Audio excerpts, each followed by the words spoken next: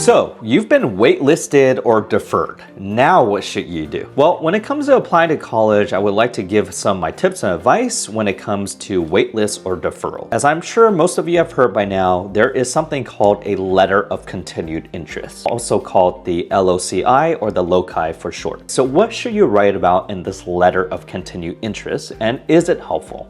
First of all, I do think you should send in a letter of continued interest because this reaffirms your desire and motivations for wanting to attend that school. And when you demonstrate this desire or motivation, it usually works in your favor and enhances your odds of admission. So I would absolutely send in a letter of continued interest, send it in as soon as possible after you're waitlisted or deferred because you still have a shot at getting in. So what should we include in this letter of continued interest? First of all, you should thank them for offering you a spot on this waitlist and for continuing to consider your candidacy. That's one of the most important sentences that all our students always state in the letter of continued interest. Secondly, you really want to state why you want to attend the school. State your motivations for why you want to take advantage of the school's academic and extracurricular offerings, whether it's school coursework or academic curriculum, whether it's the specific professors that you want to do research with, whether it's the extracurricular opportunities that you want to pursue at the school. It's almost like your why school essay, but you really want to be super specific and you want to tie this together. Very specific motivations on why you want to attend the school. Maybe it's about Brown's open curriculum where you get to design your own courses, or maybe it's Fu Foundation of Engineering at Columbia,